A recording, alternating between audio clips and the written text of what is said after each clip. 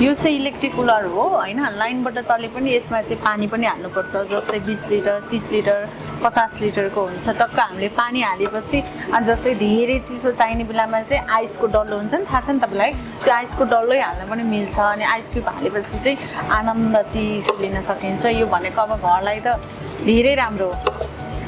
यो र एसी एउटै हो एसी भन्दा यो अलिकति फरक हो एसी चाहिँ जस्तै एउटा रुममै फिट हुने भयो एउटा रुमभित्र मात्रै अन्त सार्न मिलेन जस्तै तपाईँले यो लिनुभयो भने लिभिङ रुममा बस्नुहुन्छ यो लिभिङ रुममा राख्न मिल्यो फेरि बेडरुममा लान पनि मिल्यो कि जता चाहिन्छ उतै सार्न मिल्यो एसी सस्तो कि कुलर सस्तो म्याम तर म त फ्यान हेर्न आएको तर मलाई कुलर लाटे मन पर्यो ठिक छ त त्यसो भए कुलरै लानुहोस् न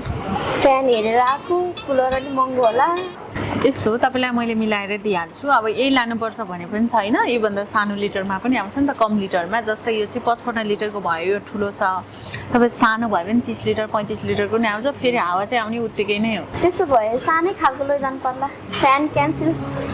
के अरे यसबाट यति चिसो हावा आउँदा चाहिँ फ्यानको के तातो हावा खाइरहनु यसको वारेन्टी ग्यारेन्टी के छ कति वर्षसम्मलाई हुन्छ यसको वारेन्टी त 1 वर्षको हुन्छ तर रेटको लागि त ढुक्क हुनुहोस् म मिलाएर दिउँला म फ्यान लानु मलाई एक कुलर नै फिक्स गरिदिनुहोस् हजुर म कुलर नै लिएर जान्छु हुन्छ म निकालिदिन्छु है त